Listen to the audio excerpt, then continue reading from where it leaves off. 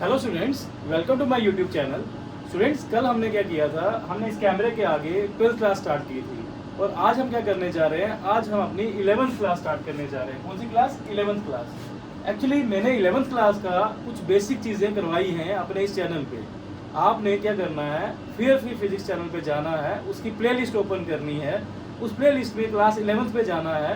तो उसमें सबसे पहले एक 0 चैप्टर है, वहाँ पे हमारा एक बेसिक जो हमारा चैप्टर है मैथमेटिक्स का, वो आपको पढ़ना है। उसको पढ़ने के बाद आपको क्या करना है, आपको एक नया चैप्टर आज स्टार्ट हम करने जा रहे हैं जिसका नाम है वेक्टर्स। अब जो वेक्टर्स है, इसको हमने चैप्टर 1 नहीं लिखा, इसको चैप्टर 0 लिखा है। अगर चैप्टर 0 लिखा है, इसका कुछ मतलब है। तो बेसिकली जो 0 है ये बहुत इंपॉर्टेंट होता है। आपको ये पता है 0 की इंपॉर्टेंस क्या है। जैसे 0 की इंपॉर्टेंस मैथमेटिक्स में है, वैसे ही जो 0 चैप्टर है उसमें फिजिक्स की इंपॉर्टेंस है। इट मीन्स जो हमारा वेक्टर्स है ये हमारे लिए बहुत ज़्यादा इंपॉर्टेंट है। जैसे 0 बेस एक्ट करता है दूसरे डिजिट्स के लिए, इसी तरह जो वेक्टर्स है ये जो बाकी के फिजिक्स के सब्जेक्ट्स हैं, चाहे 11th हो चाहे 12th हो, उसके लिए बेस एक्ट करता है। ठीक है, विदाउट वेस्टिंग अवर टाइम हम अपना लेक्चर स्टार्ट करते हैं वेक्टर्स। अब सबसे पहले जो मेरी क्लास में हमेशा पढ़ाया जाएगा वो रहेगा इंट्रोडक्शन। जो चैप्टर की इंट्रोडक्शन होगी, जैसे फर्स्ट डे लेक्चर का होगा, वो बहुत स्ट्रांग होगा और वो इंसान को आना चाहिए। ठीक है, अब जो हमारा फर्स्ट चैप्टर है उसका नाम वेक्टर्स है, तो हर एक चैप्टर का जो नाम होगा उसको डिफाइन करना आना चाहिए। ये हमारा मेन मकसद है फिजिक्स पढ़ने का। तो सबसे पहले जो पहला टॉपिक आ रहा है हमारा, वो है वेक्टर्स की डेफिनेशन, कि हमें इसको क्या करना है, डिफाइन करना है। इसकी डेफिनेशन हमें आनी चाहिए कि जो वेक्टर है ये क्या होता है। ठीक है, देखो वेक्टर्स पढ़ने से पहले हमें एक छोटी सी चीज़ पता होनी चाहिए कि जो हमारी क्वांटिटी है वो क्या होती है। इसकी डेफिनेशन से पढ़ने से पहले मुझे पता होना चाहिए क्वांटिटी क्या होती है। ठीक है, तो क्वांटिटी क्या होती है ये जस्ट मैं आपको बताऊंगा, इसकी डेफिनेशन नहीं लिखूंगा। तो क्वांटिटी क्या होती है, तो बोलता है क्वांटिटी दुनिया में एक ऐसी चीज़ होती है जिसको मैं मेजर कर पाता हूँ, क्या नाप सकता हूँ। जिस दुनिया में एक ऐसी चीज़ जिसको मैं मेजर कर सकता हूँ उस चीज़ को बोलते हैं क्वांटिटी। मीन्स क्वांटिटी वो होती है जिसको मैं क्या कर सकता हूँ, वो दुनिया में वो चीज़ जिसको मैं नाप सकता हूँ, मेजर कर सकता हूँ, उसको बोलते हैं क्वांटिटी। फिर एक दूसरी टर्म आती है छोटी सी, जिसका नाम है फिजिकल क्वांटिटी। क्या? Physical quantity. अब फिजिकल क्वांटिटी क्या होती है? ठीक है, तो फिजिकल क्वांटिटी क्या होगा, इसमें वर्ड ऐड हुआ है फिजिकल। तो जो फिजिकल वर्ड है इसका मतलब क्या है ये पता होना चाहिए।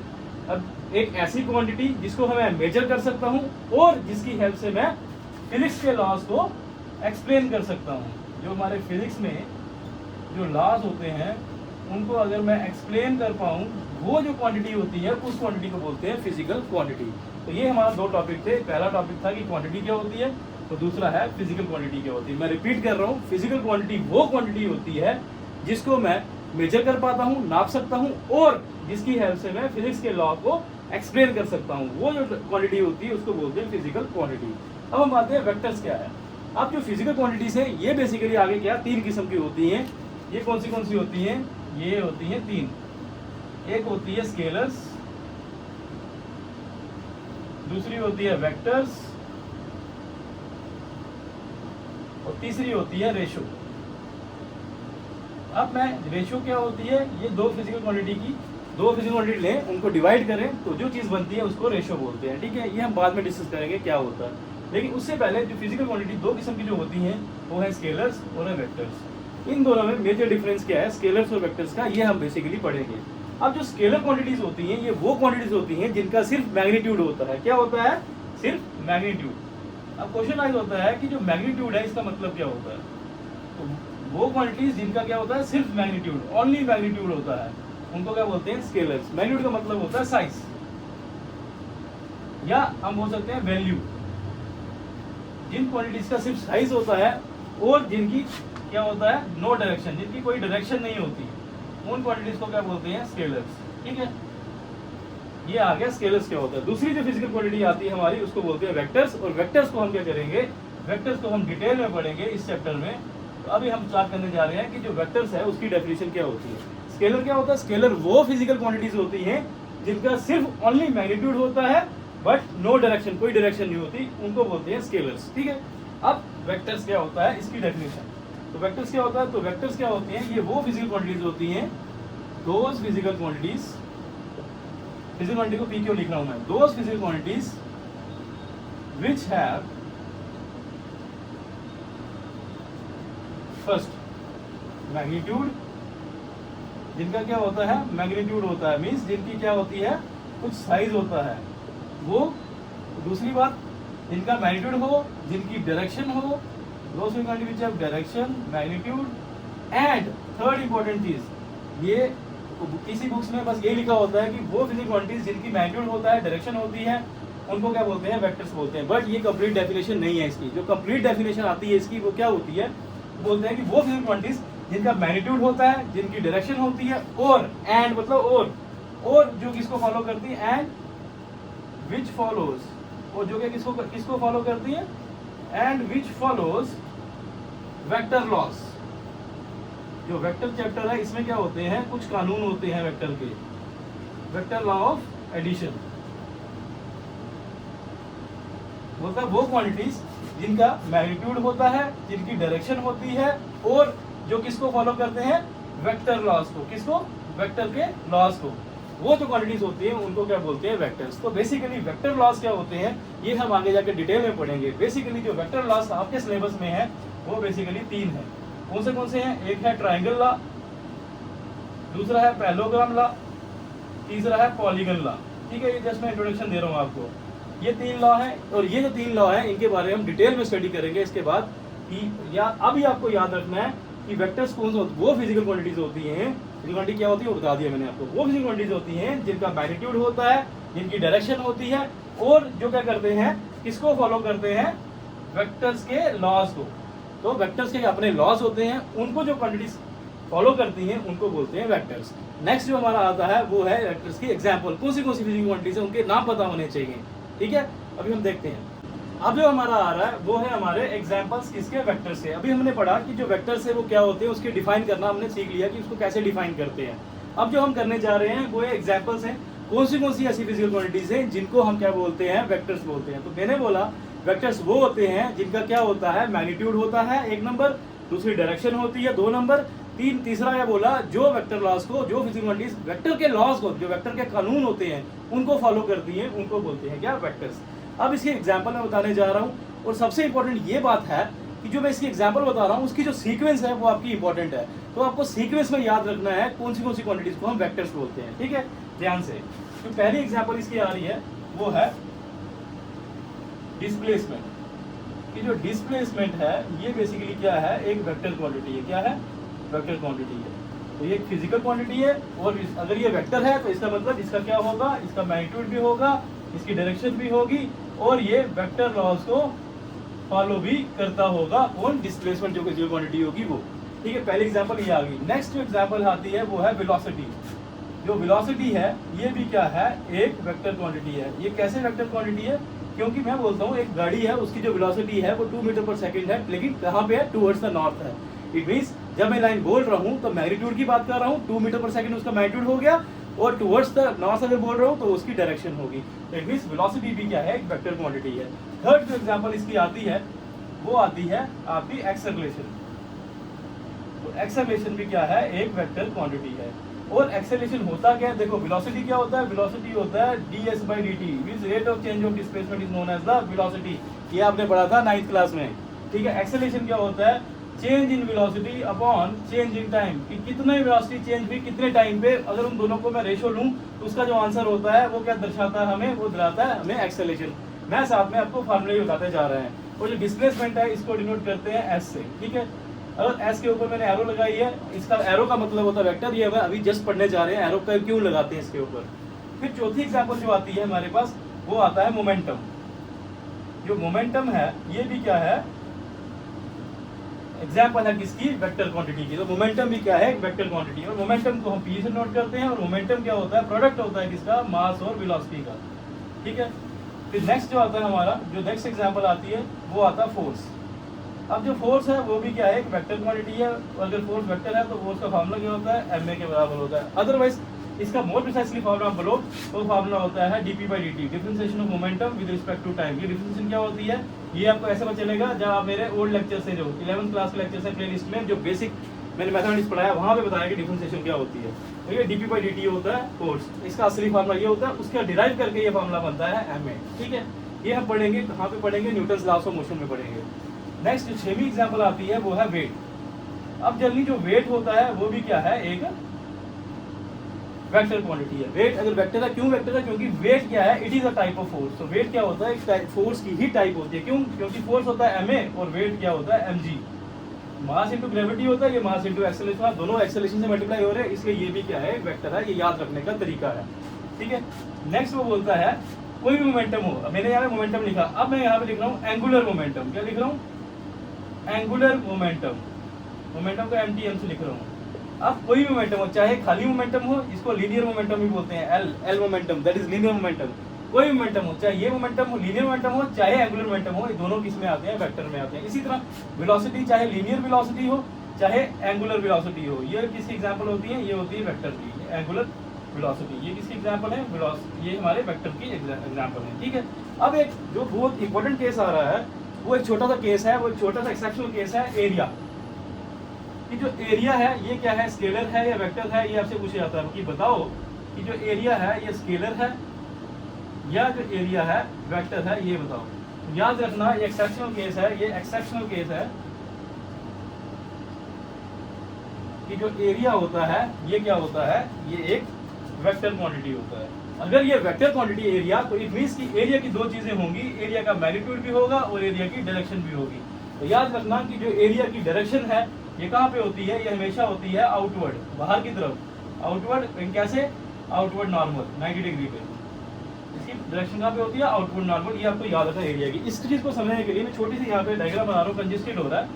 ये सपोज करते हैं हमारे पास ये एरिया है, ठीक है। ये हमारा हॉरिजॉन्टल प्लेन में लाई कर रहा है। हॉरिजॉन्टल प्लेन का मतलब होता है ये एरिया ऐसे है, ठीक है। ये होता है वर्टिकल प्लेन ऐसे, जब ऐसे चीज को घुमाए ना ये वर्टिकल प्लेन बनता है, जब ऐसे घुमाए तो हॉरिजॉन्टल प्लेन। अब एरिया ऐसे है, हॉरिजॉन्टल प्लेन रखा हुआ है। अब इस केस में अगर मैं बात करूं, ये एरिया है, इस एरिया का जो डायरेक्शन होगी कहाँ पे होगी, वो मैंने बोला आउटवर्ड नॉर्मल, आउटवर्ड परपेंडिकुलर। तो इसका आउटवर्ड कौन सा होगा, ये ऊपर की तरफ ऐसे होगी। तो ये एरिया की डायरेक्शन होती है वो हमेशा आउटवर्ड नॉर्मल होती है, उसको यूनिट से नोट करते हैं, यूनिट वेक्टर से। तो एरिया की डायरेक्शन क्या होती है, हमेशा आउटवर्ड नॉर्मल। इंपॉर्टेंट है, ये आप 12th क्लास में गॉस थ्योरम में देखेंगे कि जो एरिया है एक वेक्टर क्वांटिटी होती है। तो याद रखना आपको एरिया क्या होता है, वेक्टर होता है। इसी तरह आपसे एक क्वेश्चन पूछता है, कई किताबें हैं वो क्या लिखती हैं, वो लिखती हैं कि वेक्टर कौन सी क्वांटिटीज होती है, वेक्टर क्वांटिटीज कौन सी होती हैं, वो क्या लिखती हैं, वो लिखती है वेक्टर क्वांटिटीज वो होती हैं जिनका क्या होता है, मैग्नीट्यूड होता है, और जिनकी क्या होती है, डायरेक्शन। बस ये दो चीजें लिखते हैं तो वो बोलते हैं कि वो वेक्टर है। बट वो किताबें गलत लिखती हैं। ऐसा क्यों? क्योंकि उसके विषय एक एग्जाम्पल है। जैसे एक एक्सेप्शनल केस और आ गया, एग्जाम्पल आ गई करंट की। अब जो करंट है ये बताओ, ये क्या है, ये स्केलर है या वेक्टर है? देखो अब जो करंट होती है, करंट की क्या होता है, उसका मैग्नीट्यूड भी होता है। जैसे हम बोलते हैं जो करंट है वो कितनी चल रही, किसी भी वायर है, ये वायर है, इस वायर से करंट फ्लो कर रही है 2 एम्पियर। तो ये 2 एम्पियर क्या आ गया, इसका मैग्नीट्यूड, इसका साइज आ गया। और ये कहाँ से कहाँ फ्लो कर रही है, और चार्ज की जो करंट की डायरेक्शन भी होती है, क्योंकि हम बोलते हैं ना जो करंट की डायरेक्शन है वो कहाँ पे होती है, अलोंग द पॉजिटिव चार्ज, जिस डायरेक्शन में पॉजिटिव मूव करता है। इट मींस करंट का क्या होता है, मैग्नीट्यूड भी होता है और करंट की डायरेक्शन भी होती है। इसके अकॉर्डिंग करंट को क्या होनी चाहिए, वेक्टर होनी चाहिए, बट ऐसा नहीं होता। तो करंट क्या होती है, करंट एक स्केलर होती है। अब क्वेश्चन आता है कि सर ये स्केलर क्यों होती है, इसका मैग्नीट्यूड भी होता है, डायरेक्शन भी होती है। तो थर्ड पॉइंट क्या, ये वेक्टर लॉ को फॉलो नहीं करती, ये वेक्टर लॉ को फॉलो नहीं करती, इसलिए करंट क्या होती है, स्केलर। तो याद रखना कि जो करंट है वो स्केलर होती है और जो एरिया है वो वेक्टर होता है। ये आपको बात याद रखनी है। ये छोटी सी एग्जांपल्स थी, कभी कभी इस एग्जांपल से ही आपका क्या होता है, क्वेश्चन आ जाता है। तो ये आपको ध्यान रखना है, ठीक है। अब हमारे पास क्या आता है, एक छोटा टॉपिक मैंने बनाया है नया, ये है special type of physical quantity. जैसे मैंने पढ़ा कि जो फिजिकल क्वांटिटी होती है वो 3 किस्म की होती है, वो क्या मैंने पढ़ी, स्केलर, वेक्टर और रेशो। इसी तरह एक special type of physical quantity आती है जिसका नाम है टेंसर्स। तो बहुत इंपॉर्टेंट है, टेंसर्स क्या होते हैं, ठीक है। स्केलर्स हमने पढ़ा जिनका मैग्नीट्यूड होता है, कोई डायरेक्शन नहीं होती, वो स्केलर होते हैं। वेक्टर कौन होते हैं, जिनका मैग्नीट्यूड भी होता है, डायरेक्शन भी होती है और वो वेक्टर लॉ को फॉलो करते हैं। और रेशियो कौन होती है, रेशियो वो फिजिकल क्वांटिटी होती है जो दो physical quantity, same physical quantity की, तो जब हम डिवाइड करते हैं तब जो क्वांटिटी मिलती है उसको क्या बोलते हैं, रेशियो बोलते हैं। इसी तरह अब आता है टेंसर्स क्या होते हैं, ठीक है। तो याद रखो टेंसर वो फिजिकल क्वांटिटीज होती हैं जिन फिजिकल क्वांटिटीज की जो वैल्यू है वो डिफरेंट होती है in different axis, in different axis. तो जनरली वो फिजिकल क्वांटिटीज जिनकी जो वो फिजिकल दोज फिजिकल क्वांटिटीज जिनकी वैल्यू डिफरेंट होती है डिफरेंट एक्सिस पे, उन फिजिकल क्वांटिटीज को बोलते हैं टेंसर्स। जैसे अब हमें पता है जो एक्सिस होती है वो कितने किस्म की होती है, 3 किस्म की। कौन सी एक्सिस होती है? एक होती है एक्स एक्सिस, एक होती है वाई एक्सिस और एक होती है जेड एक्सिस। ठीक है, अगर हमारी 2 ही एक्सिस होंगी तो हम उसको क्या बोलते हैं, वो चीज किसमें है, 2D में है, 2 डायमेंशन में है, 2 डायमेंशन बोलते हैं। अगर तीनों एक्सिस में कोई चीज लाई करती है हम बोलते हैं वो कहाँ पे लाई कर रही है, 3D में लाई कर रही है। अब बेसिकली देखा जाए तो हमारे पास एक्सिस 3 होती हैं। तो मैंने कहा वो फिजिकल क्वांटिटीज, जैसे मैं एक्सिस ड्रॉ कर रहा हूँ, ये आ गई 3 एक्सिस। ठीक है, और याद रखना जो तीनों एक्सिस क्या होती हैं, आपस में म्यूचुअली परपेंडिकुलर होती है 90 डिग्री में। ये 90 एक्स और ये होती है एक्सिस, ये उसको एक्स बोलते हैं, इसको वाई बोलते हैं और इसको जेड बोलते हैं। और ये तीनों आपस में 90 डिग्री में होती हैं। ये 90 आपस में, इन दोनों के जो 90 होता है, इन दोनों के बीच में 90 और इन दोनों के बीच में 90 होता है एंगल। ठीक है, अब मैं बोलता हूँ वो फिजिकल क्वांटिटीज जिनकी जो वैल्यू है वो एक्स एक्सिस पे डिफरेंट हो, वाई एक्सिस में डिफरेंट हो और जेड एक्सिस में डिफरेंट हो, वो जो फिजिकल क्वांटिटीज होती हैं उनको टेंसर्स बोलते हैं। ठीक है, ये थी इसकी डेफिनेशन। जो इंपॉर्टेंट चीज है जो एग्जाम में आती है वो है इनकी एग्जाम्पल्स क्या है, कौन सी ऐसी फिजिकल क्वांटिटीज हैं जिनको हम टेंसर्स बोलते हैं। तो याद रखना जो पहली फिजिकल क्वांटिटी आती है उसको बोलते हैं मोमेंट ऑफ इनर्शिया। क्या बोलते हैं? Moment of inertia. इसके ऊपर आपका क्या है, पूरा चैप्टर है आगे जाके रोटेशनल मोशन में। तो जो पहली एग्जांपल है वो है moment of inertia. It means कि मोमेंट ऑफ इनर्शिया की जो वैल्यू होती है वो एक्स एक्सिस पे डिफरेंट होती है, वाई पे भी डिफरेंट और जेड पे भी डिफरेंट। इसलिए हम क्या करते हैं, जब मोमेंट ऑफ इनर्शिया पढ़ेंगे तब लिखेंगे I X X, I Y Y, I Z Z. तो ये होगा मोमेंट ऑफ इनर्शिया की जो वैल्यू एक्स एक्सिस पे, ये वाई वाई पे, ये जेड जेड पे। इट मींस ये जो तीनों की, ये क्या है, तीनों एक्सिस में डिफरेंट वैल्यू होती है, इसलिए कहलाती है ये टेंसर। ये तो इसकी एग्जांपल थी एक। दूसरी एग्जांपल इसकी आती है, वो आती है स्ट्रेस। जो स्ट्रेस होता है वो क्या है, एक टेंसर क्वांटिटी है। स्ट्रेस को किससे नोट करते हैं, सिग्मा से। अब हम इंजीनियरिंग में पढ़ते हैं प्रिंसिपल स्ट्रेसेस। जब प्रिंसिपल स्ट्रेसेस पढ़ते हैं तो वहां पे हमें पता चलता है कि जो स्ट्रेस की एक्स एक्सिस पे वैल्यू अलग होती है, स्ट्रेस की वाई एक्सिस पे वैल्यू अलग होती है, स्ट्रेस की जेड एक्सिस पे वैल्यू अलग होती है। और वो फिजिकल क्वांटिटीज जिनकी एक्स एक्सिस, वाई एक्सिस और जेड एक्सिस पे वैल्यू अलग होती है उनको बोलते हैं टेंसर्स। 2 एग्जांपल बताई मैंने आपको, मोमेंट ऑफ इनर्शिया, दूसरा बताया स्ट्रेस। इसी तरह तीसरी एग्जांपल आती है वो है रिफ्रैक्टिव इंडेक्स। रिफ्रैक्टिव इंडेक्स, ये जो एग्जांपल है ये भी किसकी है, टेंसर्स की है। और रिफ्रैक्टिव इंडेक्स कहाँ पढ़ोगे, अब ऑप्टिक्स में पढ़ोगे, दैट इज 12th क्लास के जो सेकंड टर्म का सिलेबस आता है उसमें पढ़ोगे।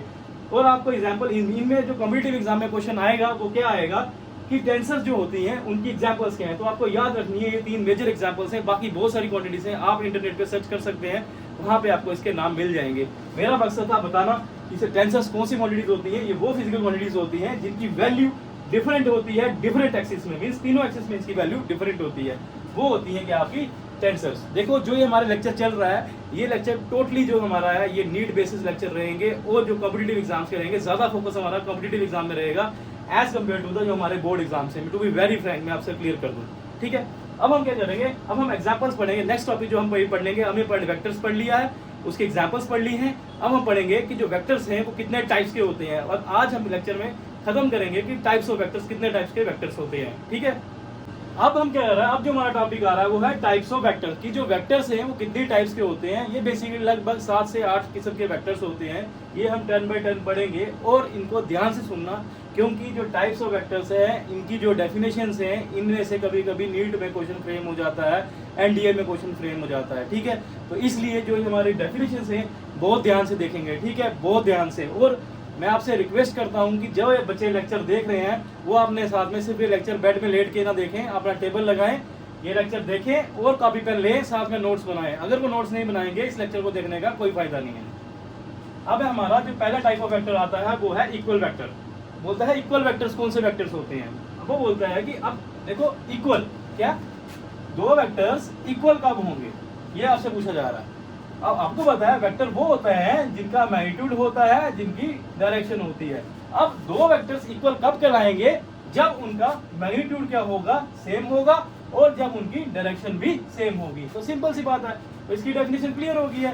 2 vectors are said to be equal when they are equal in magnitude and when they both have same direction. Simple सी बात है, 2 वेक्टर्स को इक्वल कब बोलेंगे, जब उनका मैग्नीट्यूड क्या होगा, दोनों का मैग्नीट्यूड क्या होगा, सेम मैग्नीट्यूड होगा, और दोनों की क्या होगी, सेम डायरेक्शन होगी। जिस डायरेक्शन में एक जा रहा है उसी डायरेक्शन में दूसरा ही जाएगा, तब हम बोलेंगे कि वो जो वेक्टर्स हैं वो क्या है, आपके इक्वल वेक्टर्स हैं। जैसे अगर एक वेक्टर है वो अगर इस डायरेक्शन में जा रहा है, सपोज ये ए वेक्टर है, अगर इस डायरेक्शन में जा रहा है, तो अगर दूसरा वेक्टर इसके बराबर है तो वो अगर बराबर कब होगा, जब उसका मैग्नीट्यूड सेम होगा। मैग्नीट्यूड सेम होगा मींस उसका जब साइज है सेम होगा। देखो उससे पहले छोटा सा टॉपिक एक मिस हो गया, वो मैं बता रहा हूँ। वो जो टॉपिक का नाम है जस्ट इंट्रोडक्शन में यही पे देता हूँ उसको, वो है रिप्रेजेंटेशन ऑफ वेक्टर, कि वेक्टर को कैसे रिप्रेजेंट कर सकता हूँ।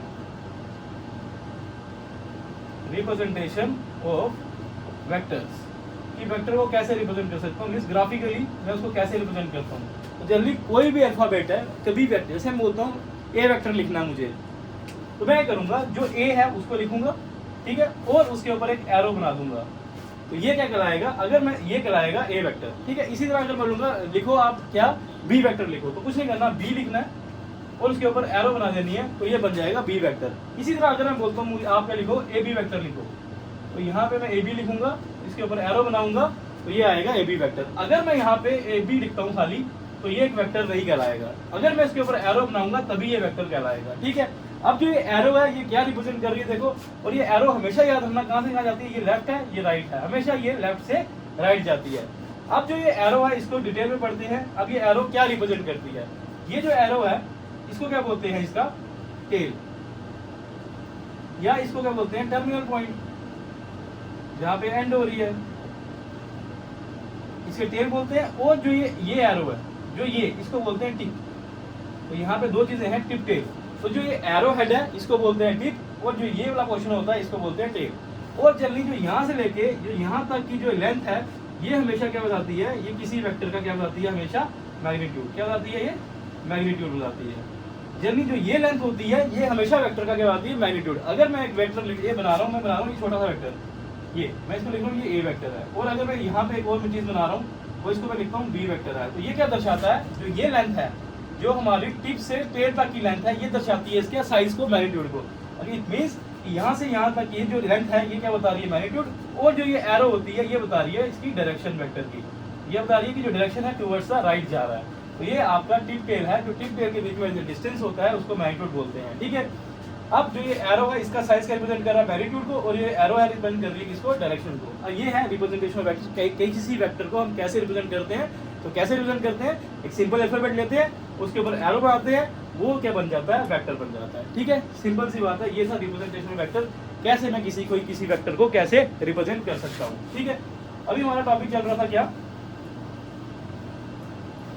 कि इक्वल वेक्टर्स क्या होते हैं। तो वो मैं बोलता हूँ कि दो वेक्टर्स हैं, जो वेक्टर्स इक्वल कब कहलाते हैं, जब उनका मैग्नीट्यूड सेम होता है और उनकी डायरेक्शन सेम होती है। मींस अगर ये ए वेक्टर है और ये बी दूसरा आएगा बी वेक्टर, ये दोनों इक्वल वेक्टर कब कहलाएंगे, जब उनका मैग्नीट्यूड सेम होगा। मैग्नीट्यूड मींस जो ये लेंथ है टिप और ये टिप और ये टेल, ये लेंथ बराबर होनी चाहिए दूसरे वेक्टर की। दूसरा वेक्टर भी इतना ही ड्रॉ करना है, एज इट इज इतना ड्रॉ करना है, और इसकी एरो, और एरो का बताती है डायरेक्शन, ये यार टुवर्ड्स राइट जा रही है, ये भी टुवर्ड्स राइट जा रहा है, मींस सेम डायरेक्शन होगी, और इनकी जो ये लेंथ है ये लेंथ बराबर होगी।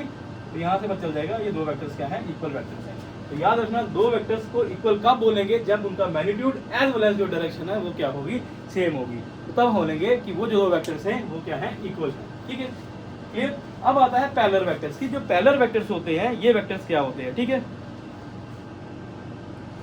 अब जो पैरेलल वेक्टर्स होते हैं दो वेक्टर्स को, अच्छा एक पॉइंट और है, दो वेक्टर्स को इक्वल तब बोलेंगे जब उनका मैग्नीट्यूड भी सेम होगा, डायरेक्शन भी सेम होगी, और जो दो वेक्टर्स हैं वो क्या रिप्रेजेंट करेंगे, सेम फिजिकल क्वांटिटी को रिप्रेजेंट करेंगे। किसको करेंगे, सेम फिजिकल क्वांटिटी को रिप्रेजेंट करेंगे। जैसे इसका क्या मतलब है, इट मींस अगर ए वेक्टर किसको रिप्रेजेंट कर रहा है, फोर्स को, और जो बी वेक्टर है ये रिप्रेजेंट कर रहा है मोमेंटम को। बेशक इनकी लेंथ जो मैग्नीट्यूड है वो सेम है, डायरेक्शन भी सेम है, लेकिन फिर भी इक्वल नहीं कहलाएंगे। क्यों, क्योंकि फिजिकल क्वांटिटी अलग होगी। यहाँ पे फिजिकल क्वांटिटी फोर्स है और यहाँ पे फिजिकल क्वांटिटी मोमेंटम है, तो ये गलत हो जाएगा। तो याद रखना ये भी क्या होना चाहिए, ये भी फोर्स होगा, तभी ये क्या होंगे, इक्वल वेक्टर होंगे। ये था हमारा इक्वल वेक्टर्स क्या होते हैं। तो ये बड़ा इंपॉर्टेंट सा टॉपिक है, 3 पॉइंट इंपॉर्टेंट है, same magnitude, same direction, same physical quantity, ये आपको याद रखना है, ये होंगे इक्वल वेक्टर्स। नेक्स्ट आता है हमारा पैरेलल वेक्टर्स क्या होते हैं, ठीक है। पैरेलल, जब भी वर्ड पैरेलल लगे तो आपको याद रखना है पैरेलल लाइंस को याद रखना है। तो हमने दो पैरेलल लाइंस बनानी है, एक लाइन ये दो लाइन, ठीक है। अब इसमें दो लाइन बराबर बना सकते हो, एक ए टाइप बनती है और दूसरा क्या बनाते हो, ये लाइन भी पैरेलल है, बट इसमें क्या है, जो एक लाइन है दूसरी लाइन से बड़ी है, ठीक है। अब बोलता है कि दो वेक्टर्स पैरेलल वेक्टर्स कब कहलाते हैं, दो वेक्टर्स पैरेलल वेक्टर्स तब कहलाते हैं जब इन दोनों के बीच में जो एंगल है वो कितना होता है, 0 डिग्री होता है। कितना, 0 डिग्री। तो तब दो वेक्टर्स कहलाते हैं पैरेलल। पहली बात तो ये हो जाती है। नेक्स्ट दूसरी बात ये होती है कि two vectors are said to be parallel when they are acting in the same direction. जब वो सेम डायरेक्शन में हो रहे हों, पहली बात क्या है, उनका एंगल जीरो होना चाहिए, और दूसरा क्या होना चाहिए, वो क्या होना चाहिए, सेम डायरेक्शन में होने चाहिए दोनों वेक्टर्स, सेम डायरेक्शन में होना चाहिए। और तीसरा क्या होना चाहिए, मैं ऊपर लिख रहा हूँ, तीसरा होना चाहिए कि उनमें से जो एक वेक्टर है वो क्या होना चाहिए, वो नॉन जीरो स्केलर मल्टीपल होना चाहिए दूसरे वेक्टर का। इसका मतलब देखो, मींस ये जो ए वेक्टर है ये क्या होना चाहिए, एक्स टाइम होना चाहिए प्लस एक्स टाइम्स होना चाहिए बी वेक्टर के। इसका मतलब वो क्या होना चाहिए, जो ए वेक्टर है वो स्केलर मल्टीपल होना चाहिए दूसरे वेक्टर का। स्केलर मल्टीपल का मतलब क्या होता है, एक्स क्या हो सकता है, 1 भी हो सकता है, 2 भी हो सकता है, 3 भी हो सकता है। इट मींस कि जो ए वेक्टर है अगर 3 माने एक्स को, तो क्या होना चाहिए, 3 गुना होना चाहिए बी वेक्टर के। क्या होना चाहिए, 3 गुना। और ये कैसे मल्टीपल होना चाहिए, positive non zero scalar multiple होना चाहिए। अगर ए वेक्टर 3 गुना होना चाहिए, जैसे ये है, सपोज अगर ये ए वेक्टर है तो पहला पॉइंट क्या है, इनके बीच में एंगल 0 होना चाहिए। देखो ये और ये एंगल 0 है। एंगल पैरेलल वेक्टर का मतलब होता है zero vector, sorry zero angle. Zero angle का मतलब होता है सेम डायरेक्शन। पहली बात सेम डायरेक्शन है, ये फॉलो करता है, एंगल 0 है, फॉलो करता है। तीसरा पॉइंट क्या बोलता है कि जो ए वेक्टर है वो स्केलर मल्टीपल होना चाहिए बी वेक्टर का। जैसे ये ए वेक्टर है, ये सॉरी ये इसको अगर मानता हूँ बी वेक्टर है और ये है ए वेक्टर। अब इस केस में जो ए वेक्टर है ये क्या है, देखो इससे लगभग, अगर मैं इसको आधा कर देता हूँ, ये जो ए वेक्टर है इससे 2 गुना बड़ा, तो मैं लिखूंगा A vector is equal to twice of B vector.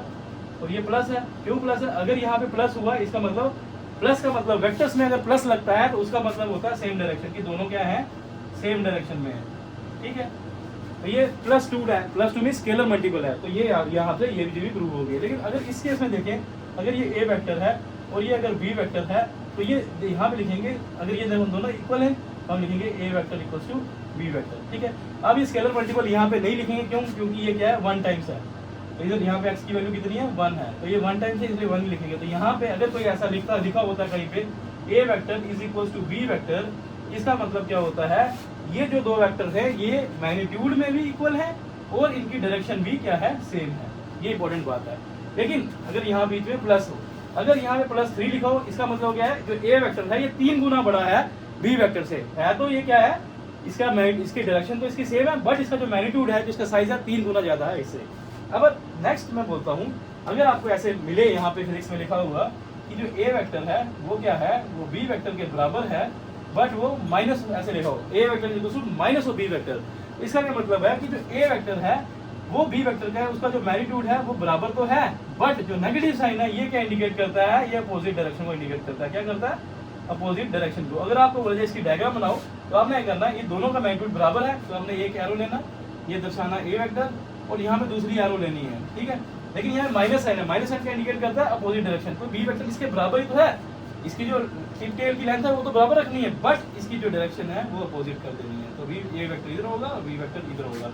तो ये चीज़ को मैथमेटिकली, इस चीज़ को अगर ग्राफिकली ड्रॉ करना है तो वो ऐसे ड्रॉ होगी। अगर आपको ड्रॉ करना है कि जो ए वेक्टर है ये बी वेक्टर के बराबर है और अगर बीच में प्लस है, तो इसके ऐसे डायग्राम ऐसे बनेगी। तो प्लस का साइन मतलब होता है सेम डायरेक्शन। क्या होता है, सेम डायरेक्शन। ठीक है, दो वेक्टर्स की सेम डायरेक्शन इक्वल तो है लेकिन सेम डायरेक्शन। लेकिन नेगेटिव साइन का क्या मतलब होता है, अपोजिट डायरेक्शन। अपोजिट डायरेक्शन का मतलब क्या होता है, एंगल थीटा कितना हो गया, 180। कैसे देखना, एक इधर जा रहा है, दूसरा इधर से इधर जा रहा है। अगर मैं इसी को प्रोजेक्ट ऊपर करूँ तो ये ऐसे आ जाएगा। तो ये देखो, ये एंगल जब ये अपोजिट होता है, ये एंगल कितना बनता है, ये एंगल कितना बनता है, 180 डिग्री। याद रखना, ये एंगल अगर नेगेटिव हो तो अपोजिट डायरेक्शन होती है, अपोजिट डायरेक्शन का मतलब होता है 180 एंगल।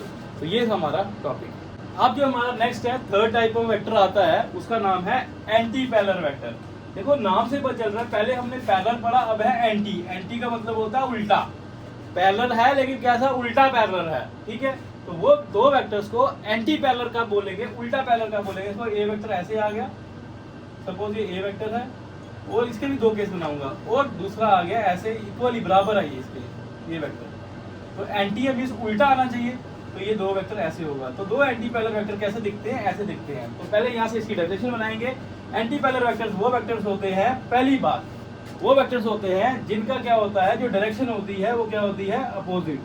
तो दो वेक्टर को एंटी पैरेलल क्या बोलेंगे, जब उनकी जो डायरेक्शन होगी आपस में क्या होगी, अपोजिट डायरेक्शन होगी। अपोजिट डायरेक्शन होगी तो इसका मतलब क्या है, उनके बीच में जो एंगल है कितना होगा, जब 180 होगा। इनके बीच में एंगल 180 कैसे है, मैंने जैसा आपको पहले बताया, अगर मैं इसकी प्रोजेक्शन को यहाँ पे उठा के ले लूँ, अगर ये इसको यहीं पे रखूँ और इसको उठा के यहाँ पे ले जाऊँ, तो ये देखो जो ये एंगल आ गया, ये कितना हो गया 180 डिग्री। तो थीटा कितना आ गया 180 डिग्री। याद रखना, दो वेक्टर्स एंटी पैरेलल कब होते हैं, जब वो आपस में अपोजिट डायरेक्शन में मूव कर रहे होते हैं, उनके बीच में एंगल 180 होता है। और तीसरा पॉइंट, जब जो ए वेक्टर है वो बी वेक्टर के बराबर तो होता है but minus of B vector होता है, तब क्या होते हैं, जब यहाँ पे माइनस साइन लगे तब बोलते हैं कि एंटी पैरेलल वेक्टर है। तो ये वेक्टर जो हैं, ये वेक्टर्स इक्वल तो हैं लेकिन किसमें, सिर्फ मैग्नीट्यूड में, और जो डायरेक्शन है उनकी, नेगेटिव साइन क्या बोल रहा है कि जो डायरेक्शन है वो क्या है, इनकी अपोजिट है। तो ये था हमारा एंटी पैरेलल वेक्टर। ये तो एक किस्म की मैंने डायग्राम बनाई, लेकिन अगर डायग्राम ऐसी बनी हो कि ए वेक्टर ऐसा है, ये सपोज ये बी वेक्टर है, सपोज ऐसा है, और जो ए वेक्टर होता है वो इससे 2 गुना बताया हो, ए वेक्टर ऐसे बताया हो, तो उस केस में, ये केस में क्या बोलता है, इस केस में इसकी डेफिनेशन चेंज होती है। ये बोलता है एंटी पैरेलल वेक्टर वो वेक्टर होते हैं जो अपोजिट डायरेक्शन में होते हैं इनकी, जिनके 180 एंगल होता है, और जो क्या होते हैं, जो स्केलर मल्टीपल होते हैं, जो क्या होते हैं, non zero negative scalar multiple होते हैं दूसरे वेक्टर के। देखो ये नॉन जीरो स्केलर मल्टीपल लिखा मैंने, ये नॉन जीरो तो है, x जीरो नहीं हो सकता, और नेगेटिव मल्टीपल बोला मीन्स ये नेगेटिव आएगा यहाँ पे, मीन्स कि जो ए वेक्टर है वो क्या होगा, -2 टाइम्स होगा बी वेक्टर के। इट मीन्स कि जो ए वेक्टर है उसकी जो लेंथ है वो 2 गुना होती है बी वेक्टर के, और जो नेगेटिव साइन इंडिकेट करता है कि वो 2 गुना तो है लेकिन अपोजिट डायरेक्शन में। इस वेक्टर को हम लिख सकते हैं कि जो ए वेक्टर है ये बी वेक्टर कंपैरिजन में क्या है, 2 गुना है। अगर 2 गुना है लेकिन जा रहा तो इधर है, ये इधर जा रहा, तो यहाँ पे नेगेटिव साइन लगा देंगे। तो ये है यहाँ पे क्या तीसरी चीज क्या आती है, दो वेक्टर्स को एंटी पैरेलल कब बोलते हैं, जब उनकी अपोजिट डायरेक्शन होती है, एंगल 180 होता है, और जब वो जो दो में से एक वेक्टर होता है वो क्या होता है, वो non zero negative scalar multiple होता है दूसरे का, तब वो क्या रहता है, एंटी पैरेलल वेक्टर। तो ये थे हमारे एंटी पैरेलल वेक्टर क्या होते हैं। इसी तरह जो फोर्थ टाइप ऑफ वेक्टर आता है वो आता है हमारा कोलिनियर वेक्टर्स, कोलिनियर, ठीक है। लीनियर मतलब होता है सेम लाइन पे, लीनियर होता है 1D, 1 डायमेंशन, को मींस सेम लाइन में, मींस दो वेक्टर्स, जो वेक्टर्स सेम लाइन पे एक्ट करते हैं उनको बोलते हैं कोलिनियर वेक्टर्स। क्या, सेम लाइन पे। तो मैंने इसकी डेफिनेशन सिर्फ बोल रहा हूं तो आपको कॉपी करनी है। Two vectors are said to be collinear vectors when they act along a same line, when they act along the same line. जब दो वेक्टर सेम लाइन के अलोंग एक्ट करेंगे तो तब उनको क्या बोलेंगे, कोलिनियर वेक्टर्स हैं। देखो दो वेक्टर सेम लाइन में कब एक्ट करते हैं उसके दो केस बनते हैं। एक तो ये केस बनता है, जब ये केस बनता है तो इनके बीच में एंगल कितना आएगा, 0 डिग्री, क्योंकि ये भी इधर है, ये भी इधर है। 0 डिग्री का मतलब क्या होता है, सेम लाइन या पैरेलल। जब पैरेलल बनाऊंगा तभी ऐसे बन देंगे, तभी एंगल 0 होगा। एक केस आ गया। और दो वेक्टर सेम लाइन में कब एक्ट करेंगे, देखो ये लाइन है एक, अब दो वेक्टर बना रहा हूँ, एक वेक्टर इधर जा रहा है, एक वेक्टर इधर जा रहा है। इस केस में क्या है, वो सेम लाइन की, ये लाइन एक है, एक डायरेक्शन इधर है, एक डायरेक्शन इधर है, ये भी सेम लाइन है। इट मींस इस केस में इनके बीच में एंगल कितना बन रहा है, 180 डिग्री। तो यहाँ से क्लियर हो गया, जब दो वेक्टर्स के बीच में एंगल क्या होगा, कोलिनियर वेक्टर्स वो वेक्टर्स होते हैं जिनके बीच में एंगल क्या हो, आइदर क्या हो 0 डिग्री हो और जिनके बीच में एंगल कितना हो 180 डिग्री हो, उनको क्या बोलते हैं, कोलिनियर वेक्टर्स। ये था हमारा छोटा सा टॉपिक, कोलिनियर वेक्टर्स क्या होते हैं। कोलिनियर वेक्टर्स का इंपॉर्टेंट है, जो वेक्टर्स सेम लाइन पे एक्ट करते हैं उनको बोलते हैं कोलिनियर। ठीक है। नेक्स्ट छोटा सा टॉपिक जो 5वां टाइप का वेक्टर आता है हमारा, वो होता है जीरो वेक्टर। क्या होता है, जीरो वेक्टर क्या होता है, बहुत इंपॉर्टेंट, जीरो वेक्टर। देखो नाम ही ये जीरो हो गया। अब वेक्टर क्या होता है, जिसका मैग्नीट्यूड होता है, जिसकी डायरेक्शन होती है। देखो मैग्नीट्यूड तो जीरो हो सकता है लेकिन डायरेक्शन जीरो हो सकती है नहीं। इट मींस वो वेक्टर जिसका मैग्नीट्यूड जीरो होता है उसको जीरो वेक्टर बोलते हैं। देखो इसकी डेफिनेशन आ गई, वो वेक्टर जिसका जो मैग्नीट्यूड होता है वो जीरो हो, एक बात, और दूसरा बात उसकी डायरेक्शन कैसी हो, और जो उसकी वो वेक्टर जिसकी जो डायरेक्शन हो क्या हो, वो आर्बिट्ररी हो। क्या हो, आर्बिट्ररी, या जिसकी डायरेक्शन क्या हो, रैंडम हो। या आर्बिट्ररी का मतलब होता है कि वो उस वेक्टर की जो डायरेक्शन है, आर्बिट्ररी डायरेक्शन वो डायरेक्शन होती है which is not known to us, not known to us. बस एक ऐसा वेक्टर जिसका जो मैग्नीट्यूड है वो नेग्लिजिबल है, जीरो है, और जिसकी जो डायरेक्शन है वो क्या है, रैंडम है, या जिसकी डायरेक्शन क्या है, आर्बिट्ररी है। आर्बिट्ररी का मतलब होता है वो डायरेक्शन जो हमें पता नहीं होती है, हमें इसके बारे में कुछ नहीं पता होता। तो वो जो वेक्टर्स होते हैं उन वेक्टर्स को बोलते हैं जीरो वेक्टर्स। अब जो हमारा नेक्स्ट वेक्टर आ रहा है वो 6 नंबर में वेक्टर आ रहा है, वो है यूनिट वेक्टर। अब सबसे इंपॉर्टेंट, मोस्ट इंपॉर्टेंट जो वेक्टर आता है पूरे वेक्टर्स में जितनी भी टाइप्स हैं वो है यूनिट वेक्टर। तो याद रखना यूनिट वेक्टर क्या होता है, और याद रखना हर एक वेक्टर का अपना अपना क्या होता है, एक यूनिट वेक्टर होता है।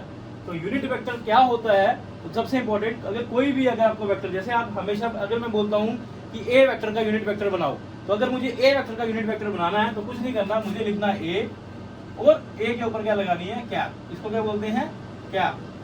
कैप लगानी है या इसको बोलते हैं हैट। तो ए वेक्टर के ऊपर अगर मैं कैप लगाऊंगा तो वो क्या बन जाएगा, unit vector. On the other hand अगर मैं ए अल्फाबेट लूं और उसके ऊपर एरो बना दूं तो वो क्या बन जाता है, खाली वेक्टर, सिर्फ वेक्टर बनता है। लेकिन अगर कोई ए अल्फाबेट लूं उसके ऊपर मैं कैप लगा दूं तो वो क्या बन जाता है, यूनिट वेक्टर। और जो यूनिट वेक्टर होता है इसकी डेफिनेशन क्या होती है, होता है unit vector is basically equal to the vector, unit vector of any vector is equal to the vector upon its magnitude. तो वेक्टर अपॉन मैग्नीट्यूड को क्या बोलते हैं, यूनिट वेक्टर। तो यूनिट वेक्टर क्या होता है, and vector divided by the magnitude of that vector, इसको बोलते हैं यूनिट वेक्टर। ठीक है। अब कोई भी वेक्टर है, मैंने शायद आपको नहीं बताया, कोई भी वेक्टर है, ये ए वेक्टर है, अगर इस वेक्टर का क्या होता है, मैग्नीट्यूड होता है, डायरेक्शन होती है। डायरेक्शन कौन जाता है, जो एरो होती है वो बताती है, जो इसके ऊपर एरो होती है। अब मैग्नीट्यूड कौन जाता है, अगर ए वेक्टर को, अगर मुझे मैग्नीट्यूड को मॉडुलस भी बोलते हैं, अगर इसका मैग्नीट्यूड लिखना है तो दो तरह से लिख सकता हूँ मैं। ए वेक्टर को अगर सिंपल मैं ए लिखूं, ये भी मैग्नीट्यूड कहलाता है, और अगर मैं ए वेक्टर लिखूं और इसके अलोंग एक दो पैरेलल लाइन बना दूं, इसको क्या बोलते हैं, मॉड। अगर मैं मॉड बना दूं तो ये भी क्या कहलाता है, मॉडुलस। तो ये मैग्नीट्यूड है, इसको मैं ऐसे भी लिख सकता हूँ और इसको मैं इस दोनों में डंडों में डाल के ऊपर एरो डाल दूं, ये भी क्या हो जाएगा, मैग्नीट्यूड। तो अल्टीमेट बात ये है, यूनिट वेक्टर वो वेक्टर होता है, वेक्टर होता है, होता क्या है यूनिट वेक्टर, यूनिट वेक्टर वो वेक्टर होता है जो कैसे मिलता है, जब मैं किसी वेक्टर को उसके मैग्नीट्यूड से डिवाइड करता हूँ तो वो जो आंसर होता है वो किसके बराबर होता है, यूनिट वेक्टर के बराबर। ये था पहला पॉइंट कि यूनिट वेक्टर क्या होता है। ठीक है, ये था फर्स्ट पॉइंट। अब दूसरा पॉइंट है यूनिट वेक्टर करता क्या है। तो याद रखना यूनिट वेक्टर की एक ही प्रॉपर्टी होती है, it tells us about the direction, it tells us about the direction of vector. कोई भी वेक्टर है, जैसे ये ए कैप लिखा हुआ है तो ये किसका है, यूनिट वेक्टर है, ये है हमारा ए वेक्टर का यूनिट वेक्टर। तो यूनिट वेक्टर का फंक्शन क्या होता है, ये हमें किसके बारे में आता है, डायरेक्शन के बारे में। तो फिजिक्स में या वेक्टर में कौन सा वेक्टर होता है जो डायरेक्शन के बारे में आता है, वो होता है यूनिट वेक्टर। ठीक है, दो बातें। तीसरी बात, यहाँ से इसके डेफिनेशन यहीं से निकाल रहे हैं, इस फॉर्मूले से हमने पढ़ा, तीसरा पॉइंट पढ़ रहा हूँ कि हमने पढ़ा कि यूनिट वेक्टर क्या होता है, यूनिट वेक्टर होता है वेक्टर अपॉन द मैग्नीट्यूड। अगर अब वेक्टर यहाँ से निकालूं, वेक्टर क्या होता है, तो ये इससे क्रॉस मल्टीप्लाई करूं तो यहाँ से क्या आ जाएगा, जो ए वेक्टर है वो किसके बराबर हो जाएगा, ए इंटू ए कैप। ठीक है, और हमें पता है मैथमेटिकली वेक्टर वो क्वांटिटी होती है जिसका मैग्नीट्यूड भी होता है और जिसके क्या होती है, डायरेक्शन होती है। देखना यहाँ पे ये वेक्टर है, जो ये चीज़ है ये किसको क्या बोलेंगे, मैग्नीट्यूड, और ये क्या है, यूनिट वेक्टर। यूनिट वेक्टर क्या होता है, डायरेक्शन। तो यहाँ से क्लियर हो गया कि जो ए वेक्टर होता है, वेक्टर वो क्वांटिटी होती है जिसका मैग्नीट्यूड भी होता है और जिसकी डायरेक्शन भी होती है। इट मीन्स यूनिट वेक्टर का फंक्शन क्या होता है, ये हमें किसी भी वेक्टर की डायरेक्शन के बारे में बताता है। इसी तरह अगर मेरे पास कोई एक बी वेक्टर है, ठीक है, और ये बी वेक्टर है और इसकी दो चीजें होंगी, एक मैग्नीट्यूड होगा, इसकी एक डायरेक्शन होगी। इसका मैग्नीट्यूड क्या किसके बराबर होगा, वो होगा खाली बी के बराबर, और जो इसकी डायरेक्शन होगी वो कैसे बनाएंगे, यूनिट वेक्टर की फॉर्म में बनाएंगे। तो मैं किस लिए बी लिखूंगा, उसके ऊपर क्या बना दूंगा, ये इसकी डायरेक्शन हो जाएगी। ये था हमारा यूनिट वेक्टर क्या होता है, ये मोस्ट इंपॉर्टेंट है। तो आपने एक बार याद रखना है कि यूनिट वेक्टर क्या होता है, वेक्टर अपॉन मैग्नीट्यूड। जैसे मैं बोलूंगा यूनिट वेक्टर बी वेक्टर का यूनिट वेक्टर क्या होता है, तो B vector upon B vector का मैग्नीट्यूड ये होता है बी वेक्टर। तो दूसरा पॉइंट क्या है, इंपॉर्टेंट पॉइंट है कि ये हमें क्या बताता है, ये हमें डायरेक्शन बताता है। तो यूनिट वेक्टर का फंक्शन ये होता है कि इसको डायरेक्शन वेक्टर भी बोलते हैं, ये हमेशा डायरेक्शन बताता है। ठीक है, ये था हमारा छोटा सा टॉपिक यूनिट वेक्टर का। इसके साथ ही इसकी एक छोटी सी सब टाइप आती है, इसका नाम है orthogonal unit vector. Unit vector तो है बट कैसा है, कैसे यूनिट वेक्टर है, ऑर्थोगोनल है। ऑर्थोगोनल का मतलब होता है 90 डिग्री परपेंडिकुलर, परपेंडिकुलर। और बोलते वो वेक्टर्स, बोलते दो या दो से ज्यादा वेक्टर्स ऑर्थोगोनल कब कहलाएंगे, जब वो आपस में 90 डिग्री पे होंगे परपेंडिकुलर। परपेंडिकुलर का मतलब होता है थीटा इक्वल्स टू 90 डिग्री। जब दो वेक्टर्स आपस में परपेंडिकुलर होते हैं तब वो कहलाते हैं ऑर्थोगोनल यूनिट वेक्टर्स। अब हमारे वेक्टर चैप्टर में जो ऑर्थोगोनल यूनिट वेक्टर्स होते हैं ये बेसिक किस पे डिपेंड करते हैं कि आप कितनी डायमेंशन ले रहे हैं। अगर 2 डायमेंशन ले रहे हैं तो उसमें क्या होगा, 2 ऑर्थोगोनल यूनिट वेक्टर होंगे। लेकिन अगर आप 3 डायमेंशन वेक्टर्स ले रहे हैं, 3D में वेक्टर ले रहे हैं तो 3 होंगे। अब जो ये 3 होते हैं, 3 यूनिट वेक्टर्स होते हैं, ये कौन से वेक्टर्स होते हैं, जो तीनों एक्सिस के अलॉन्ग होते हैं। मैंने बताया था एक्सिस 3 होती है, एक होती है एक्स एक्सिस, एक होती है वाई एक्सिस और एक होती है जेड एक्सिस। अब ये तीनों एक्सिस आपस में परपेंडिकुलर होती हैं। अगर ये आप तीनों में परपेंडिकुलर हैं तो इट मींस ये क्या है, ऑर्थोगोनल है। और जो एक्स एक्सिस के अलोंग यूनिट वेक्टर होता है उस यूनिट वेक्टर को क्या बोलते हैं, आई कैप। और जो जे कैप, जो जे एक्सिस के अलोंग, जो वाई एक्सिस के अलोंग होता है उसको बोलते हैं जे कैप। और जो जेड एक्सिस के अलोंग यूनिट वेक्टर होता है उसको बोलते हैं के कैप। तो याद रखना कि ऑर्थोगोनल वेक्टर कौन होते हैं, जो तीन एक्सिस पे वेक्टर्स होते हैं वो कौन से होते हैं, आई कैप, जे कैप, के कैप। अगर मैं कैप बोल रहा हूँ इट मींस ये तीनों क्या है, यूनिट वेक्टर्स हैं। तो जो ऑर्थोगोनल यूनिट वेक्टर्स वो वेक्टर्स होते हैं जो आपस में 90 डिग्री में होते हैं। और आपस में 90 डिग्री में कौन होता है, तीन एक्सिस होती हैं। और तीन एक्सिस के अलोंग जो यूनिट वेक्टर होता है वो क्या होता है, आई कैप, जे कैप और के कैप। अब सिंपल सी बात है, यहाँ पे आई कैप किसके बराबर होगा, मैंने बताया यूनिट वेक्टर। यूनिट वेक्टर क्या होता है, वेक्टर अपॉन मैग्नीट्यूड। और आई कैप कहाँ पे यूनिट वेक्टर होता है, अलोंग द एक्स एक्सिस। तो यहाँ पे वेक्टर आएगा एक्स वेक्टर अपॉन एक्स। यहाँ से जे कैप क्या आएगा, जे कैप होगा the vector along the Y axis. Y axis के अलोंग क्या होगा, वाई वेक्टर अपॉन वाई। इसी तरह के कैप किसके बराबर होगा, Z vector upon magnitude of Z. तो यहाँ से निकालेंगे, यहाँ से एक चीज क्लियर हो रही है कि जब भी कोई वेक्टर एक्स वेक्टर मुझे लिखना होगा, means vector along x axis लिखना होगा, वो किसके बराबर होगा, उसकी दो चीजें होगी, एक मैग्नीट्यूड होगा और एक डायरेक्शन होगी। तो मैग्नीट्यूड बताएगा एक्स, डायरेक्शन बताएगी। इसी तरह जो वाई वेक्टर होता है वो किसके बराबर होता है, वाई जे कैप के बराबर। इसी तरह जो हमारा z वेक्टर, ये क्रॉस मल्टीप्लाई होगा, z वेक्टर होता है वो किसके बराबर होता है, z के कैप के बराबर। 1 2 3 ये इंपॉर्टेंट पॉइंट्स है, याद रखना। ऑर्थोगोनल वेक्टर कौन से वेक्टर होते हैं, जो आपस में 90 डिग्री में होते हैं। तो ये हमारा था बेसिकली छोटा सा टॉपिक ऑर्थोगोनल यूनिट वेक्टर्स का। अब जो हमारा 8वां टाइप का वेक्टर आता है उसको बोलते हैं पोलर वेक्टर। अब क्वेश्चन में होता है पोलर वेक्टर कौन से वेक्टर होते हैं। तो याद रखना, पोलर वेक्टर वो वेक्टर होते हैं which have some starting point, जिनमें क्या होता है, कोई स्टार्टिंग पॉइंट होता है। वो वेक्टर्स जिनका क्या होता है, स्टार्टिंग पॉइंट होता है, उन वेक्टर्स को क्या बोलते हैं, पोलर वेक्टर्स। या वो वेक्टर्स जिनमें क्या हो, जिनपे क्या होता है, पॉइंट ऑफ एप्लीकेशन हो, जिनपे क्या हो, एक पॉइंट ऑफ एप्लीकेशन, जिनपे किसी एक पॉइंट पे उनको मैं एक कुछ चीज अप्लाई कर सकूं। तो पॉइंट ऑफ एप्लीकेशन, वो वेक्टर्स जिनपे क्या होता है, एक पॉइंट होता है एप्लीकेशन करने के लिए, किसी चीज को अप्लाई करने के लिए कोई पॉइंट होता है, उन वेक्टर्स को बोलते हैं पोलर वेक्टर्स। अब जो पोलर वेक्टर वो वेक्टर होता है जिनका क्या होता है, स्टार्टिंग पॉइंट। अब स्टार्टिंग पॉइंट किस का होता है, तो इसकी एग्जांपल आती है। तो ये इंपॉर्टेंट है पोलर वेक्टर्स की एग्जांपल।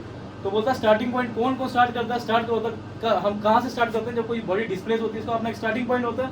तो डिस्प्लेसमेंट पहली एग्जांपल आ गई, डिस्प्लेसमेंट। तो जो डिस्प्लेसमेंट होती है ये क्या होती है, एक क्या होता है, ये एक पोलर वेक्टर है। क्यों पोलर वेक्टर है, क्योंकि इसका एक स्टार्टिंग पॉइंट है, किसी एक पॉइंट से स्टार्ट होती है, इसका कोई इनिशियल पॉइंट होता है और इसका कोई फाइनल पॉइंट होता है। जिसका कोई इनिशियल पॉइंट हो या स्टार्टिंग पॉइंट हो वो वेक्टर कौन सा होता है, पोलर वेक्टर। दूसरी इसी एग्जांपल आती है, वो आती है वेलोसिटी। जो वेलोसिटी है, जब बॉडी स्टार्ट करती है तो किसी एक स्टार्टिंग पॉइंट से करती है, इसलिए क्या है, पोलर वेक्टर है। और इसकी जो तीसरी एग्जांपल है वो आती है, इंपॉर्टेंट है, वो है फोर्स। तो फोर्स क्या है, एक पोलर वेक्टर। क्यों, क्योंकि फोर्स जब हम लगाते हैं किसी एक पॉइंट ऑफ एप्लीकेशन, तो उसमें क्या होता है, किसी पॉइंट पे फोर्स लगाते हैं, इट मींस इन वेक्टर्स का क्या होता है, एक पॉइंट ऑफ एप्लीकेशन होता है। तो इसलिए फोर्स का पॉइंट ऑफ एप्लीकेशन, इसलिए क्या है, ये पोलर वेक्टर है। ये था हमारा 8वां पॉइंट कि पोलर वेक्टर्स क्या होते हैं। ठीक है, नेक्स्ट आता है हमारा नेगेटिव वेक्टर क्या होता है। तो बोलता है नेगेटिव वेक्टर क्या होता है। तो बोलता है नाम से चल रहा है, कोई वेक्टर नेगेटिव कब होता है, मैंने आपको बताया, जब उसकी क्या होती है, जो डायरेक्शन होती है वो क्या होती है, अपोजिट होती है, तब वो वेक्टर क्या कहलाता है, नेगेटिव वेक्टर कहलाता है। अब कोई दो वेक्टर से, वो वेक्टर आप वो नेगेटिव वेक्टर, सपोज ये ए वेक्टर है, ये बी वेक्टर है।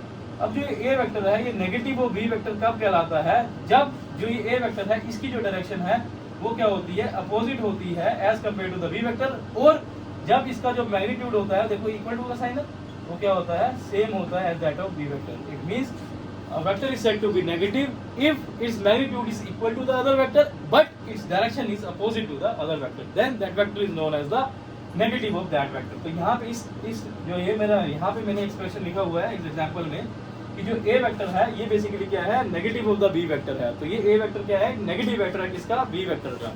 नेगेटिव वेक्टर b वेक्टर का नेगेटिव वेक्टर मतलब क्या है, इसकी जो डायरेक्शन है वो क्या है, अपोजिट है। ठीक है, ये था हमारा नेगेटिव वेक्टर। अब जो इंपॉर्टेंट वेक्टर आ रहा है ये भी इंपॉर्टेंट है, ये है हमारा को-प्लैनर वेक्टर। को का मतलब होता है फिजिक्स में याद रखना सेम, और प्लैनर का मतलब होता है प्लेन। और प्लेन का मतलब क्या होता है, जो कॉपी का पेपर होता है। प्लेन का मतलब होता है 2 डायमेंशन 2D। जैसे कॉपी होती है, इसको हम जो कॉपी का पेज होता है इसको हम प्लेन हम बोलते हैं, प्लेन ऑफ पेपर बोलते हैं उसको। क्यों प्लेन बोलते हैं, प्लेन वो चीज होती है जिसमें क्या होता है 2 डायमेंशन होती है। जैसे ये पेपर है, इसमें क्या डायरेक्शन है, एक डायमेंशन क्या है एक्स एक्सिस और दूसरी क्या है वाई एक्सिस। तो याद रखना दो वेक्टर कोप्लेनर कब कहलाते हैं, जब वो सेम प्लेन में लाई करते हैं। तो बोलता है two vectors said to be coplanar if they lie in same plane. Co का मतलब होता है सेम, तो अगर वो सेम प्लेन में लाई करें तो हम बोलते हैं दो वेक्टर्स क्या हैं, कोप्लेनर हैं। तो हमारे प्लेन कौन से हो सकते हैं, ये प्लेन हो सकता है XY प्लेन हो सकता है, या प्लेन क्या हो सकता है YZ प्लेन हो सकता है, या प्लेन क्या हो सकता है ZX हो सकता है, या क्या हो सकता है आपका XY हो सकता है। तो बोलता है दो वेक्टर्स को कोप्लेनर कब बोलते हैं, जब वो क्या करते हैं सेम प्लेन में लाई करते हैं। तो एक की पॉइंट ऑब्जेक्टिव पॉइंट यहाँ पे याद रखो, नोट करो कि जो दो फ्री वेक्टर है, अगर कोई दो वेक्टर है उनको मैं फ्रीली छोड़ दूं तो हमेशा वो क्या होते हैं, कोप्लेनर होते हैं। तो याद रखना two free vectors are always coplanar. वो क्या हमेशा क्या होते हैं, कोप्लेनर। क्यों? क्योंकि एक वेक्टर अगर मैं इधर छोड़ूंगा या तो वो क्या करेगा एक्स एक्सिस में जाएगा, तो दूसरे को फ्रीली छोड़ूंगा वो वाई में चल जाएगा, तो सेम प्लेन हुआ ना। प्लेन में दो डायमेंशन होती है, सेम प्लेन में लाई किया। लेकिन अगर मैं ये एक पॉइंट था, अगर मैं बोल दूं तीन मेरे पास फ्री वेक्टर्स है, कितने वेक्टर्स है, 3 वेक्टर्स है, बताओ तीन फ्री वेक्टर्स सेम प्लेन में लाई करेंगे? नहीं। हो सकता है कि दो प्लेन तो एक ही प्लेन में हो, XY में हो, लेकिन तीसरा ZX में चला जाए। तो तीन फ्री वेक्टर्स कभी भी कोप्लेनर नहीं होते हैं, कभी हो भी सकते हैं कभी नहीं भी, बट जो दो फ्री वेक्टर्स होते हैं वो हमेशा क्या होते हैं, कोप्लेनर। ये ऑब्जेक्टिव है, ठीक है। नेक्स्ट जो आता है हमारा 11th नंबर पे, वो है को इनिशियल वेक्टर या को टर्मिनल वेक्टर। को मीन्स होता है सेम, इनिशियल का मतलब इनिशियल पॉइंट। बोलता है दो वेक्टर्स को इनिशियल वेक्टर्स कब बोलेंगे, जब उनका इनिशियल पॉइंट या जहां से वो स्टार्ट हो रहे हैं वो क्या है, सेम है। सपोज ये एक पॉइंट है, यहाँ से एक वेक्टर इधर जा रहा है और एक वेक्टर इधर जा रहा है, ये ए वेक्टर है, ये बी वेक्टर है। अब बताओ ये दो वेक्टर्स इनिशियल वेक्टर्स हैं, क्यों? क्योंकि इनका इनिशियल पॉइंट ये क्या है, इनिशियल पॉइंट ये क्या है हमारा, सेम है। तो याद रखना को इनिशियल वेक्टर्स वो वेक्टर्स होते हैं जिनका इनिशियल पॉइंट सेम होता है। बट को टर्मिनल वेक्टर्स कौन से वेक्टर्स होते हैं? को मींस होता है सेम, टर्मिनल का मतलब होता है एंड। बोलता है दो वेक्टर्स को टर्मिनल वेक्टर्स तब बोलते हैं जब उनका जो एंड है, एंड पॉइंट है, वो क्या हो रहा हो, सेम हो। जैसे ए वेक्टर है, ये बी वेक्टर है, ये तीसरा सी वेक्टर है। तो ये तीन वेक्टर है, ये ए वेक्टर है, ये बी वेक्टर है, ये सी वेक्टर है। देखो इनका एंड क्या हो रहा है, सेम पॉइंट पे हो रहा है, सेम पॉइंट पे हो रहा है ना। तो ये क्या होते हैं, ये क्या होते हैं, को टर्मिनल वेक्टर्स होते हैं। अब ये दोनों को मैंने सेम क्यों लिखा है, देखना इस डायग्राम, ये भी को इनिशियल तरह बनेंगे। देखो अगर मैं इसको उठा के इधर ले जाऊं तो ये डायग्राम कैसे बनेगी, ऐसे, और इसको उठा के नीचे ले जाऊं तो ये डायग्राम कैसे बनेगी, देखो ये इधर जा रहा है और ये इधर जा रहा है, और इसको उठा के मैं इधर ले जाऊं ये इधर जा रहा है। तो ये देखो ये डायग्राम इसके आप देखो इनका क्या होगा, यहाँ से क्या पता चलता है इनका इनिशियल पॉइंट सेम है, इसलिए मैंने इसको स्लैश करके लिखा है। ये दोनों क्या है, सेम है, इसलिए मैंने लिखा है। तो ये था हमारा को इनिशियल और को टर्मिनल वेक्टर। अब हमारा लास्ट वेक्टर रह गया जिसका नाम है एक्सियल वेक्टर।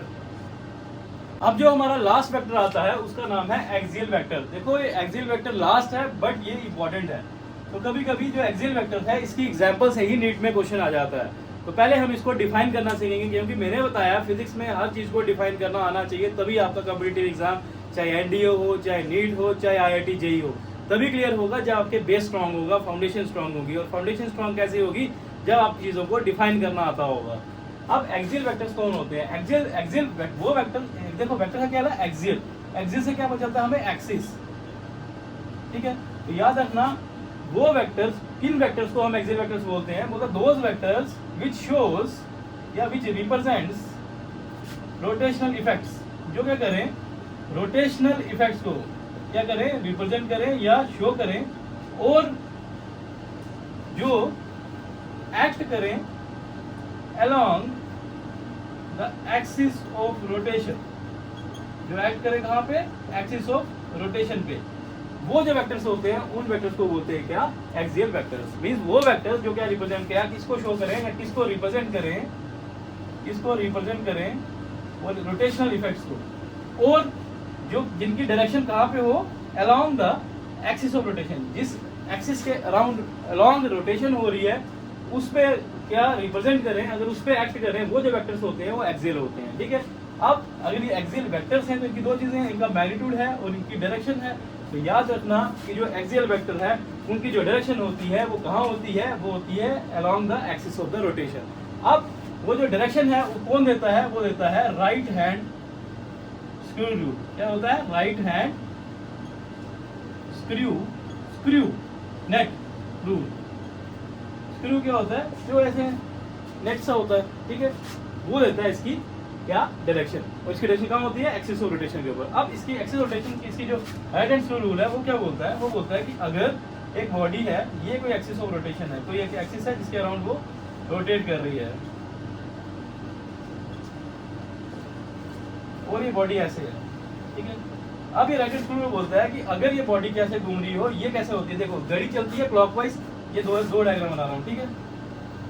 ये एक्सिस ऑफ रोटेशन है, ठीक है, ये एक्सिस ऑफ रोटेशन आ गई, और ये घड़ी, ये इस बार ये जो ऑब्जेक्ट है, सपोज यहाँ पे कोई ऑब्जेक्ट है, ये चल रहा है कैसा एंटी क्लॉकवाइज। ये देखो घड़ी चलती है ऐसे करके, टिक टिक ऐसे चलती है, जिस डायरेक्शन में घड़ी चलती है उस डायरेक्शन को बोलते हैं क्लॉकवाइज।